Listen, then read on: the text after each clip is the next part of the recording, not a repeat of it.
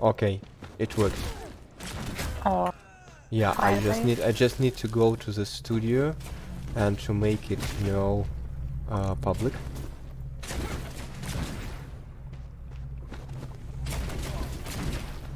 Alright. Now it's okay. Okay, guys. So, okay, Dara, I think you should start with the introduction because it's your part. Yeah, just checking YouTube. Yeah, everything well. So, hi everyone. Thanks for coming on our stream, which we have every month. Anton and me prepared a lot of news, which we'd like to share with you. But besides that, we are here to chat with you guys. So feel free to join us on our Discord channel, where me and Anton are now, and ask questions like in real time. Alright, so guys, uh, those who are watching us on Twitch and YouTube, you're probably already familiar with me and Daria. Daria is our community manager, who is just the person who is answering all your questions and moderating all our groups. And me, I'm Anton, I'm creative director of Beach Studio and Beast Tower project. So the video of the gameplay which you can see behind us. So those who are watching us on Steam, as we are participating in Dreamhack festival. So nice to meet you. If you've seen us for the first time, thank you very much for taking your time watching this stream and being interested in Beast Tower. So today we just have a chat with Ya, so telling you about the game, about some updates which would be available in the next playtest, and just telling you some interesting stories about our experience of participating in Dreamhack Beyond. Alright. Yes. Yes, so as I've said, it's not our first time participating in Dreamhack Festival, and many thanks for the, guys who are behind the festival for inviting us to participate. It's really cool for them to support the indie developers this way. We took part in Dreamhack, I believe, last year. Something like that, if I'm not mistaken. And at that time it was a bit different rules of participation, so you couldn't be just streaming right now and just being put on the page of the festival. We actually were given some exact time when we need to go online and to start the show, if you can call it that way. And first of all, we haven't streamed anything before that. We just have no idea how it worked, and we didn't know what software and what type of, tools we should be using in order to have some decent stream, honestly. And the worst thing is that we really had very little time to prepare, and we don't know how to make, this thing that two windows with webcams appear at the same time. That's what we did. Well, honestly speaking, it was very, very just straightforward solution, but it only just to make only it work. So what we did, my colleague Alex, he was running a stream on his Twitch channel, and I came to his Twitch channel and was streaming his Twitch channel. So it was stream of the stream. So there would be tons of delays. So our faces and our lips were not synchronized. Well, I mean Alex's, of course. Mine was at least not that bad. So we just put the the previews of webcams that way that they don't go or they don't overlap. And it was it was just very, very strange experience, because it just was okay. Well, it's like making everything work with just with a tape. So it's this famous memes, I can fix it, when people just do really, really stupid things to fix things, and they just just don't touch it, or it just will explode. All right, just we managed to went through it somehow, and we were just were able at least to get some you know, coverage, to get some questions, to answer them. And then it turned out that the time window which we were given by their schedule, it was just around maybe 4 or 5 a.m. in the morning. So we just, I don't know, I actually decided not to go to sleep at all, so I just not to you know, to miss the time, I just slept on the floor near the computer, just took a blanket and a pillow and just go with the flow. And then when we Problem with Twitch stream. with the Twitch, but it seems that it just must be running Oh. smoothly. Now yes. Yes. Yeah. So, guys, I really apologize that as now we are streaming on 3 platforms at the same time. There may be some short breaks, and we apologize for that if it happens. But just hope that it won't be an issue for us this evening. Alright, so Daria, could you see if everything is working fine so we can go on? Yes, everything is fine on Okay. each platform. Yeah, So, so what you I may. was telling that we just were really sleepy and it was very early in the morning, but it was our first streaming experience, which actually was well, still encouraging, because we got questions, we got audience, we got wish lists, and it was really nice. Now, of course, I can't say that we 100% well streamers, but at least we know how things work and just managed to build at least some pipeline to have the broadcast running smoothly. Maybe not at the top quality, because in order to have the top quality broadcast you have to need special hardware, special, you know, at least 2 computers, maybe one usually used in order to run the game which we are playing, and another one just to work as a broadcasting tool. So of course now we are not at the level to do it, but at least we managed to got a decent machine which lets to stream in good quality, and that's at least good. Because when we first tried to stream, I believe, with the gameplay, it just was not working at all. So finally it turned out that it wasn't a problem with an internet connection, but just, okay guys, you should need to get a proper computer to do these things. So that was our Dreamhack experience first time. Okay, so guys, while we are waiting for your questions and your comments, we prepared a kind of a short plan which we would be covering. So of course it's your talk with us, so feel free to ask your questions, we'll be more than happy to answer them. So just to make things clear, that would be a completely English stream, so if you can write your questions in any languages possible, we will, if we know them, we would try to answer and translate them into English, but still our answers would be English only, because that's well, the format which we're having right now. So for those who are watching us for the first time, especially on Steam, I would just like to tell a few words about Beast Tower. So Beast Tower is a PvP horror game where you decide whenever you want to be a prey or you want to be a predator. So you're playing as humans, raiders, or monsters, beasts. Raiders explore the haunted city or compete for the resources and run away from beasts, while beasts, they hunt raiders, fight one another for the territories and bonuses these territories provide, and by the very end of the game, raiders should escape from the haunted city or try to survive to be the last one standing, and beasts should get rid of all their opponents in order to become the final alpha of this cursed place.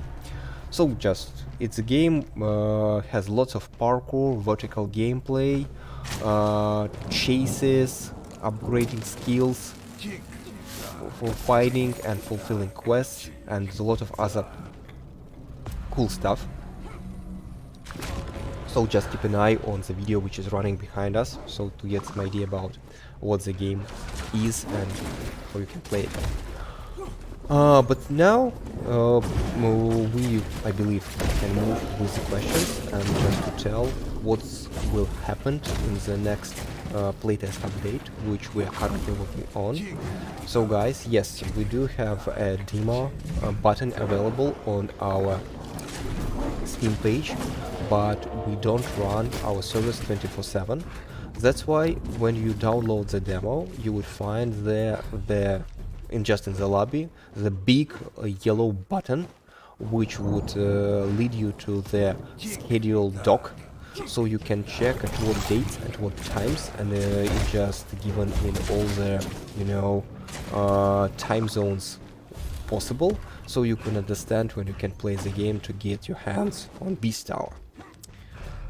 Okay, so Daria, could you check please the comment sections, and if people are still gathering up, I think we could start with telling the things which we do have in our plan, right?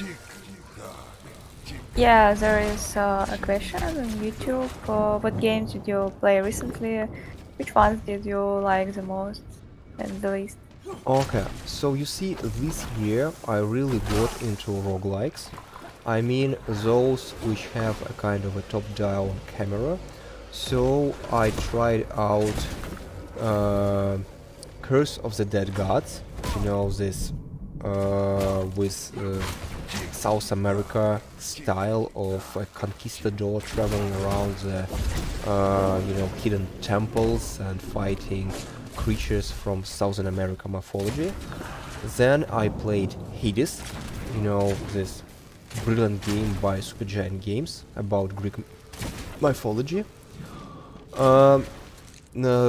You see, another thing which is not currently maybe a really new game, of course, but it's a kind of a nostalgia. It was me. I am just now playing the Spyro, the Reignited trilogy, these classical games about this violent dragon, small one, traveling around and saving different creatures and having fun. So it was games of my childhood. That's why I really like to play them once again with improved graphics, with better sound, but still with the very same gameplay feeling. That's amazing. That's why I just create. It's this remaster. Yeah, it's better to say remaster. It's not a remake. Remaster. It's just a brilliant one. That's why everyone who likes these old games just try it out. Also I got really excited because I haven't tried them yet, but it's the new games which recently was announced and in alpha. It would be the how it's called, Warhaven, if I'm not mistaken. This team deathmatch brawler, when you have these knights and creatures from fantasy fighting one another. So if you get enough points, you can turn into a god for a short duration in order to help your team out. And another game which really excited about, and I'm just thinking about getting my hands on it, is Warlander. So it's Fable looking in terms of visual game, where teams they conquer castles and fulfill different quests, pushing ramps, opening gates and capturing war machine spots. So that's really interesting, which I really like, and I just watched a few streams, and I am really excited about trying this game. I think it looks really nice and interesting in terms of just videos. And Daria, what's about you? What games recently played? Recently I tried Still Rising. Vampire still? No, it's Still Rising, like a new Souls-like game about French Revolution. I haven't heard about it, honestly. So it's a kind of an indie game? I'm not sure. I wouldn't say that. Maybe Gridfall. No, I No. unfortunately don't know. Okay, they have the same devs. But I couldn't say that I like Still Rising. I'm just a Souls-like fan, so I decided to try it. The visual is really good. It's 1 second. 1 second. I can. yeah. I think that it's. The main protagonist is a woman, right? Yes, I yes. think that I've seen. Machine. Yes, I've seen. And what's unfortunately.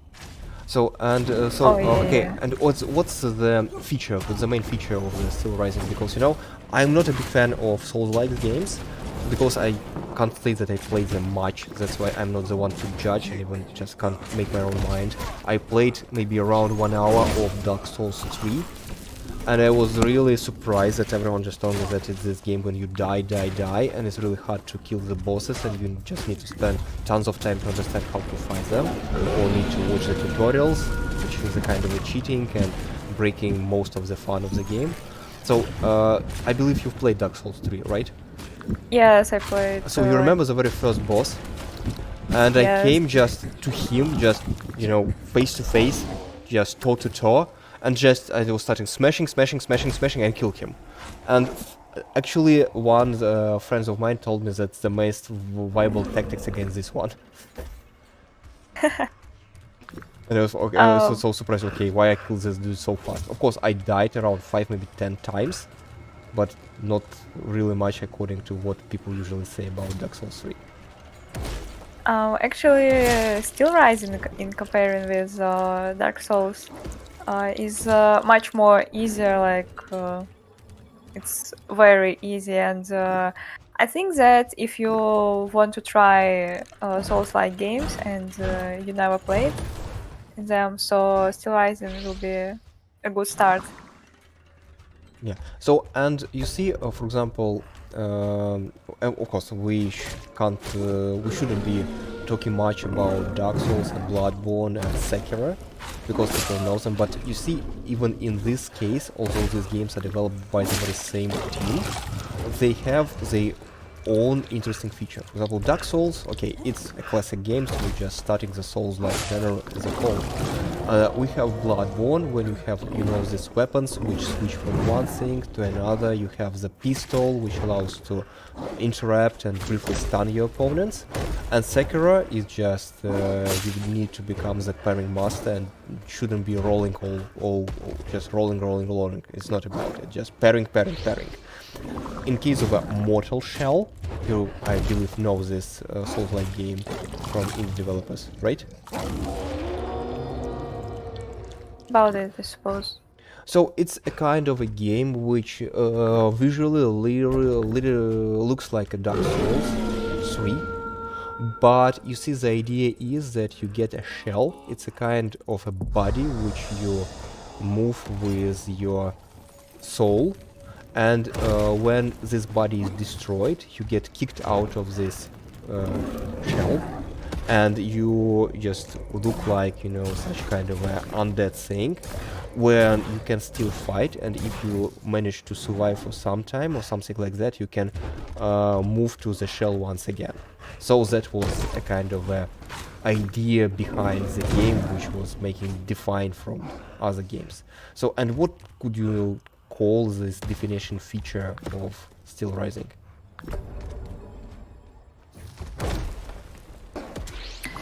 It has don't know how to explain it well. It just I suppose has it's more similar to Bloodborne, I think, because you have a weapon, you have like two weapons. You can choose if you want to. No, I'm not sure how to explain my idea. So okay, let's consider just to be an easier version of Bloodborne and move on. Okay. Yeah. So Should we speak about like our updates? okay. So guys, as I've said just above, we have the list of things which we want to talk about. So Daria, could you just name what would be the first point in our plan, so we just get started. Relax.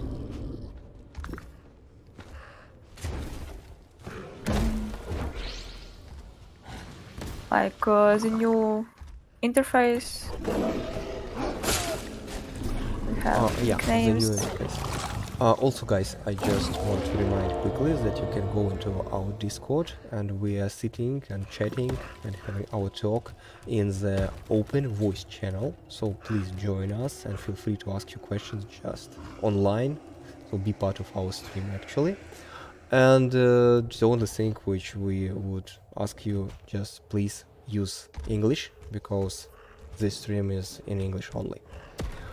Okay, so if we talk about the interface, so there are two main updates which we are having. The first thing is the event log. So you have on the left side of the screen, in the middle, there would be appearing the announcements when you pick up Arcana, when you kill somebody, when you do other things.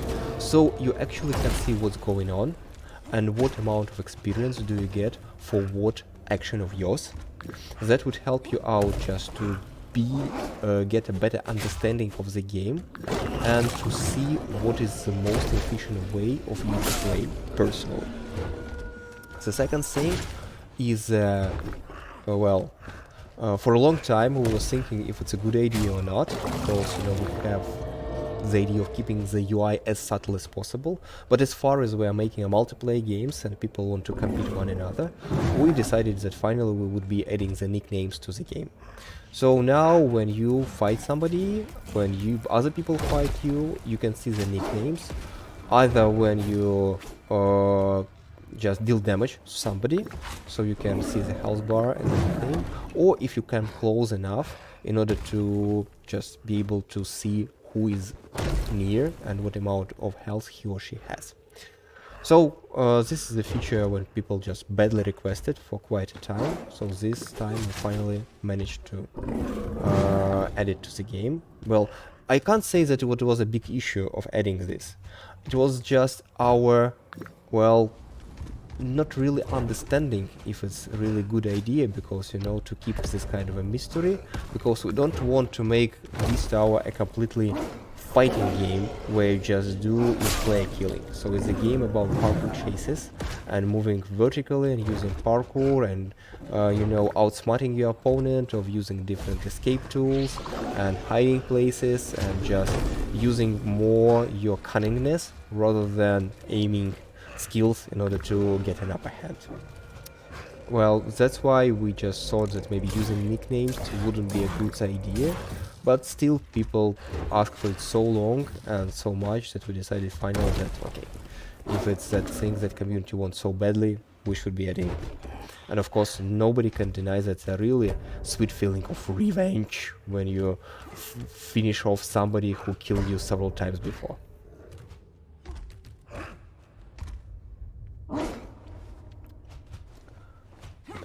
Okay, so while Daria is keeping an eye on our chat, I think we could tell a few words about the next update feature, which is... Maybe about the most interesting, I suppose, about new map visuals we have. Yeah, guys. So the people who are following Beast Tower for a time know that we often have the such monthly huge letters where we describe what new things we have in the game. Yes, I mean the previous months and the months before the previous one. I believe you've seen the screenshots. So as it's the things which are currently in the development, you won't be able to see them on the current video broadcast which we're running right now, but there would be more vegetation added to the green district. There would be added new underground in the spider district, where you can go into the cave which was created by the spiders which once were swarming around the area. Also we have some updates for the industrial district with some arcana running through the streets and pipes which were broken and then gives the photos of the substance running around. And a couple of more things which you can just find when you, if you look precisely in the map, especially the hidden arena, which you just need to have a look at them at yourself if you manage to find it on the map. So let's keep a bit of mystery for you. So you see the map is currently still in the development because it's a very huge one, and we try to make more interesting places, to give more detailization to different places, so to keep you interested all the time you are running around the haunted city.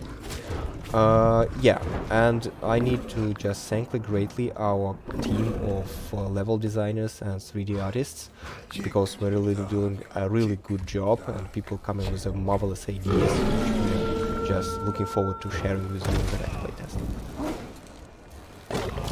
That's actually quite a popular question, if we are planning to add more maps in future. Okay guys, yeah, the funny situation is that almost every stream which we are running, we sometimes get asked the very same questions. But, well, yes, this question really people care about, that's why I would never be tired answering them. So the point is really simple, guys. You see that in our approach we decided to make big, huge map which we would be improving, developing, and adding new mechanics, new interesting events, and all other stuffs possible.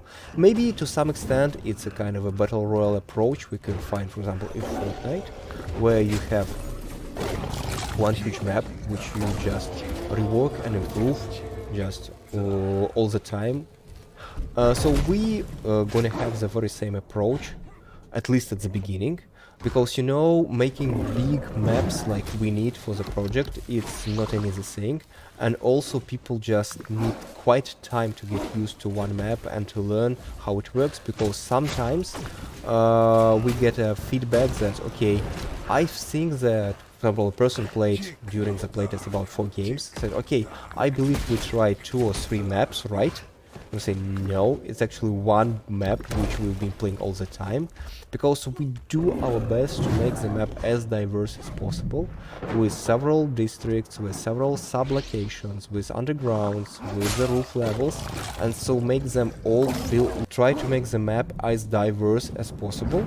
And first of all, it would help you out to navigate through this huge environment. So just by understanding that, okay, there are a lot of vegetation around, I'm in the green district, or everything is burning, I must be in the fire district. So, and you understand where to move. Also, we want to keep actually players amused all the time and just pushing forward the interesting visuals and landmarks which people just remember and make them part of the experience and story. So, okay, we had such a cool fight near the gargoyle in the industrial district, or I just have a marvelous time ziplining down from the temple, just to people feel just whoa, that's the thing. So just returning to the question, the core idea of the question. Yes, currently we do have one big map, and at least for the beginning we considered just to move on with this idea of making it better, adding new stuff there, so you won't get bored that you're playing the same map over and over again. Also, we have the randomization mechanics on the map, so all the gameplay objects, they appear in different places each game, so you can never be sure that if you come to this exact spot, there would be an item that time. So that's the thing, that also this randomization helps us to avoid, you know, this feelings that, okay, it's just same stuff, and I just know where I should look for every possible thing.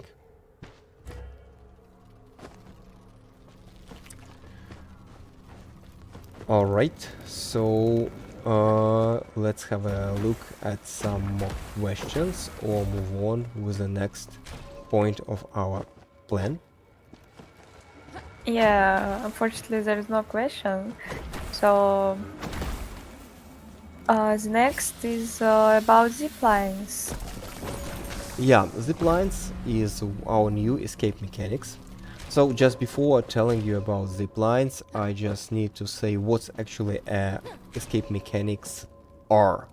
So you see in Beast Tower, when you are running away from monsters, monsters are quicker than you, their jumps are more powerful and longer, and in order to be able to escape, raiders use special gadgets, so which grant them with special abilities which they can level up.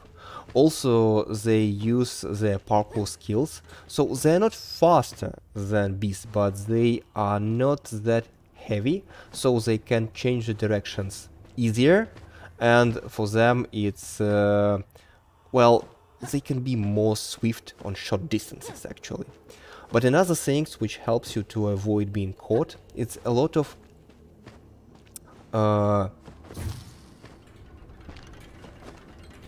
interaction objects which are scattered around the map. For example, you can find mists which you enter and become invisible for a short period of time, or you can jump over barricades, pillars in order to get a short speed boost, and also avoid getting stunned if you fall from a great height. And also you can have use things like cracked doors, cracked walls, which you can roll below, and beast can't do it, and it takes time for a monster to crash it in order to be able to follow ya. Or like the rope, which you can see on the screen right now, which lets you to move on the high buildings. And our most recent escape mechanic is a zip line. So it's a special rope which goes from some high point to a lower one, which you can slide down quickly, like in some movie about Indiana Jones or any other adventurer, so without taking any penalties. And also they give you a huge speed boost, which allows you to break distance from a beast. That's why it's, and actually zipline just cool. I just remember me once trying a zipline in real life. So there was a tourist road which you could take to climb trees, to move special bridges between them, and the very last point which you came, there was a zip line which you were sliding down from the highest tree just to the ground level, and it was just really cool feeling. And just off-topic questions, have you ever tried a zip line in real life? No. I mean a true zip line which you need to be holding to. No, never. But I'd like to. Yeah, I think actually it's really cool. It's exciting. really cool. Because you know, when we were gathering reference materials for these mechanics, I figured out that there are real zip lines, roads in some cultures with some countries where there are a lot of mountains. So just people travel such huge distances, and they just sliding down this rope and see forest below. So it's just crazy. It's really crazy. Yeah. And you mentioned about penalty for falling down. So yeah. So this is another question, yes. which actually zip lines and pillars or vault objects, as sometimes we call them, help you to avoid. So when a raider falls from a big height, he or she gets a so-called superhero landing, which actually Mr. Deadpool admired in all his movies. So, and when you land and your character performs this move, you actually can do nothing. So in fact it's a penalty, which is shown as a cool move. And you see, this mechanics was first introduced into the game when we wanted to avoid such, you know, abuse mechanic, so which can be used actually almost as like cheating. That when you get charged by the beast, you climb on some really high point and just jump down and quickly disappear from view. So to avoid that, we made this kind of a penalty for this short stun if you land on the ground from a big height. And also, you know, it's just necessary to explain something just if you fall from a big height, that okay, your characters should react in a proper way, so you understand, okay, I fall down from a big height. But you see, we were really strict with height, so if you just climb a bit higher than, I would say, a second floor, you'll just 100% get this superhero landing penalty. That's why we decided to increase the height from which you should be falling down in order to get this buff. And yes, that would help you out to move around the haunted city in an easier manner. And you know, don't keep an eye always on your heights, okay? Just should be really careful to fall down or get stunned and can be an easy target for my opponents. Yes, so that would be the logic behind this decision making.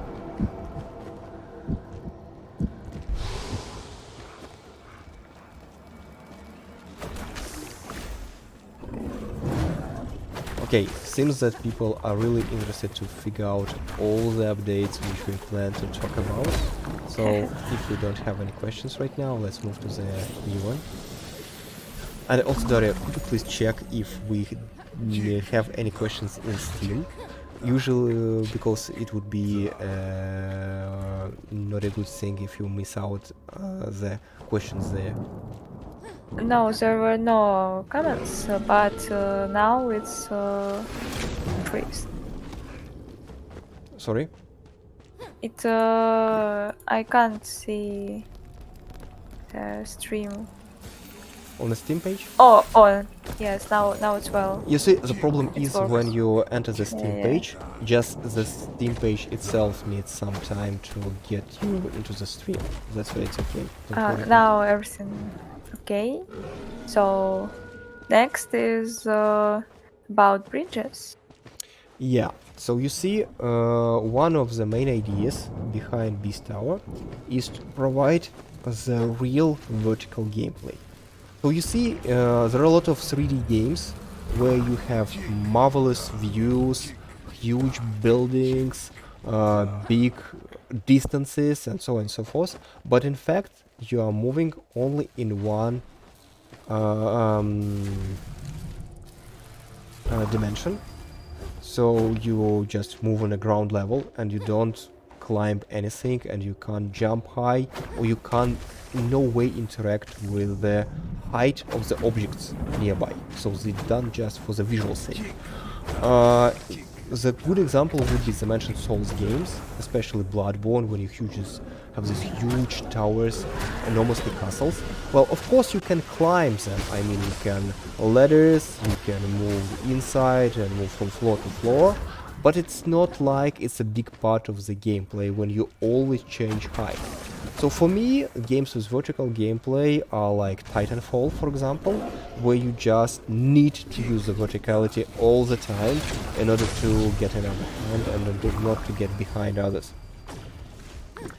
So actually,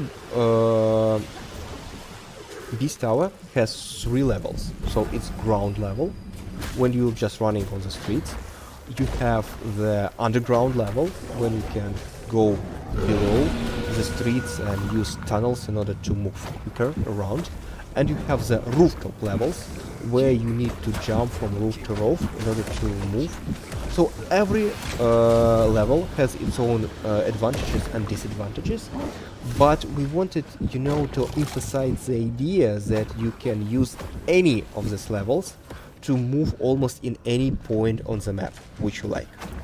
And if with underground level and street level everything was pretty simple, it turned out that the roads which we have around the rooftops, these roads are not really, you can not really avoid it going down. So in this case we just built the system of hanging bridges around the map, so you could move on the roof level to any part of the haunted city you wish, just without the necessity to go just down. Just you can use the bridge in order to get to travel huge distance within rooftops, and then you can make several jumps in order to get to the new bridge, and so on and so forth. Also, bridges themselves are not as solid, they are broken, so even while moving on the bridge you need to jump from one section to another, just avoid falling, and be really careful about that.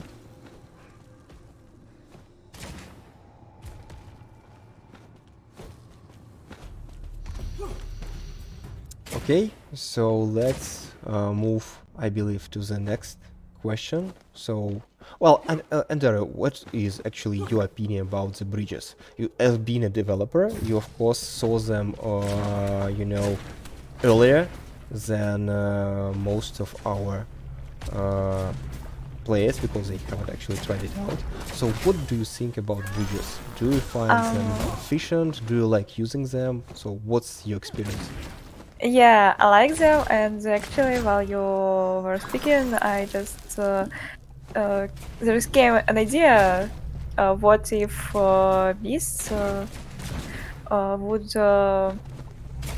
break bridges like they destroy bridges like they can destroy zip lines? Well, you see, we have a talk about that in the team. The point is that bridges are pretty huge ones, and you see destroy and interact in this manner. They are, you know, located at some exact spot, so they are not occupying a huge space actually. Even if we talk about zip lines has 2 points, the starting and ending point, and they're pretty small. It's just a kind of, you know, just a really small thing, honestly speaking. So when a beast interacts with that, he can't destroy a huge space. That's why and bridges, they're pretty long, and we also want the beasts to move on them. That's why in order to build the system to understand in what way beast can be breaking these things, it just has lots of questions how to do it. I don't know, maybe at some point we would come to the idea that, for example, a bridge can consist of several segments and beasts can destroy exactly segments, but not the bridge as a whole.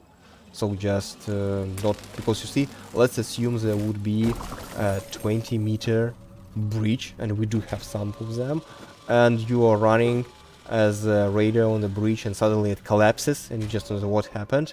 Or if a beast wants to use a bridge in order to move on it, and it touches and the bridge just collapses, it seems a bit strange to me. That's why I would say that we are still thinking if it's a good idea. Okay, yeah, I got it. There is actually a question. Have you watched Lord of the Ring series? Because I personally not. You mean Rings of Power? Maybe, but there is a Lord of the Ring. Well, if we talk about the classic movies by Peter Jackson, no, I yes. suppose it's about a new series. About new show. Well, Yes. honestly, guys, I haven't seen it. I've had, Me too. I have seen some critics, but just really small one because I don't like spoilers. And before judging on something, I prefer to see it myself usually. Well, but you see, I have nothing against people when they have their own view on some classics and have their own approach to characters, to their visuals, characters, and the way the world is portrayed. So I'm completely okay with that. But I'm just a huge fan of Peter Jackson movie. And that's why, me personally, I would like to see something like, okay, show me a Lord of the Ring show which is done like Peter Jackson's classic films. And of course, it's not, you know, the only viable strategy. And, you know, showrunners and the team behind Rings of Power, well, they have their own attitude to things, and it just tastes different. I just want a Lord of the Rings to look like Peter Jackson version, and other people want to have something fresh, something new, and I'm completely fine with that. Solid reference base in order to able to make good visuals and put new ideas, because okay, we need to know what is going on in mass market right now. Well, I'm not sure that I would be watching Rings of Power due to the reasons mentioned. Well, but Yeah. I even haven't seen the House of Dragon, honestly. Oh, I just wanted to ask about it. Yeah, because you see, but although I believe it's really close to, you know, the default, if we can call it the default show, Game of Thrones. It even in terms of the post-production and the color. I'm being a fan of both franchises and of both classical versions. I believe we can already call them classical. I'm afraid to get the feeling that I won't like it. Really. I understand that it's pretty stupid, because, okay, if you don't like something, it doesn't mean that it's bad. Yes, that's okay. Well, but for me personally, it's really personal thing. Sorry for saying so personal twice. That's why I don't know, I haven't made my mind if I should be watching it right now at least. Maybe sometime later. If I'm not mistaken, the House of Dragon, you know, the first season is out fully now, or it's not? I'm not sure, but I'm supposed it's out. Yeah, well, at least what I can say for sure is that if I would be watching these shows, I would wait until the time when all the episodes would be out. It would be possible to see them all with whenever I want, and not just to wait the whole week for the next episode, honestly. That's how it works for me, honestly. I remember watching the Game of Thrones first seasons and waiting from 1 week to another. And okay, it doesn't work for me, because, you know, when I was a child and I liked to watch Disney shows like Chip and Dale, like DuckTales, and so on and so after, you see, it just took so much patience to wait for the next episode, that when I first tried the thing that you can watch an episode after episode during the weekends, just having fun, I no longer want to return to this old school approach when you just watch an episode and you just being impatient waiting for the next one, honestly. That's why I try to just, okay, I'll be patient for maybe a month or two, then I won't have to wait anymore and just enjoy the show the way I like to enjoy. That's it. I see. I think we should come back to our theme lists, and maybe we should talk. Maybe we should tell a little about some. Maybe why the updates take so much time. Yeah, guys, honestly, it's the most painful question which we always get asked, and which I personally need to answer almost every stream. So first of all, guys, why we are so uneasy on giving the exact dates? Because the situation is simple one. We don't like to break the promises. That's why until something is ready, at least at 90%, we prefer not to tell about that. And when we need to make an update, we have a list of features which should be done. That's why until all the features are done, until, as I've mentioned before, 90%, we can't be sure that we won't have to change the date. And changing the date is not really good, because people are waiting, people are coming, people are helping, and you're just breaking your promise, and it's awful. And also, in order to make everyone know that the update is coming, it's also a work which our community managers has to do, like making posts, making you know, visual materials, contacting content makers, contacting community, answering questions, and so on and so on. It's a big and huge work. And if people prepared everything and done everything, and then you say, okay, the test will be 1 week later, you mean that they would have to do everything again, and they should come with the excuses to people, and so on and so on. We don't like all these difficulties and all this inconvenience. That's why we try, well, to keep things secret as long as possible, and just announce stuff when we are just almost 100% sure that yes, we'll be able to hit this deadline. That's the idea.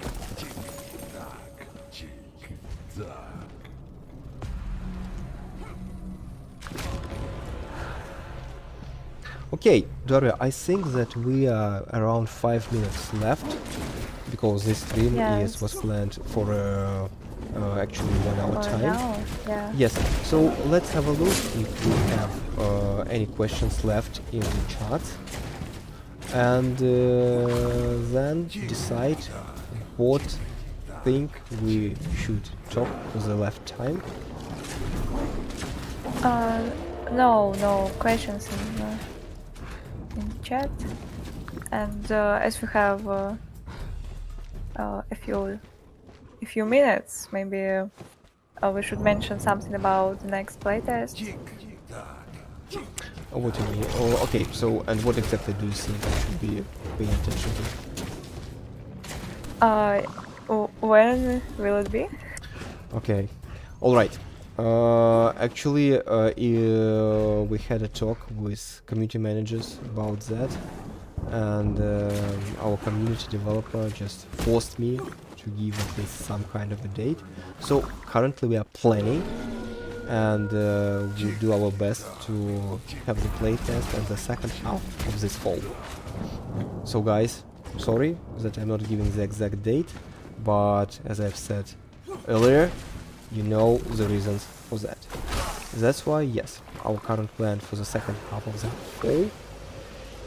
And as soon as we have everything pretty ready, we'll of course let you know in advance, so you can download the demo, check the schedule, and bring up some friends of yours to have a great time in Beast Tower.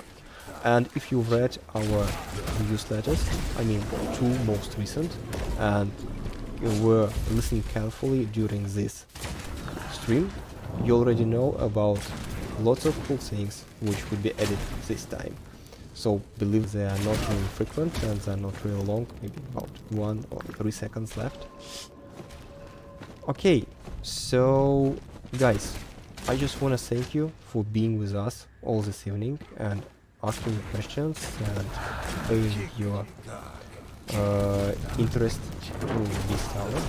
So please check our social media, check our Steam page, wishlist the game, that help us dramatically in increasing the audience and making the game successful. So please don't be shy, join us, follow us, and come for our next stream, which would happen the next month as usual. And if you don't want to wait, come to our Discord, drop the questions there, and we'll be more than happy providing you with the best answers possible. Okay, Daria, do you have anything else to tell to our viewers? Just want to just thanks that came and were with us. Okay. Alright guys, thank you very much for this marvelous evening. Keep an eye on the game during the Dreamhack. Like, share, subscribe.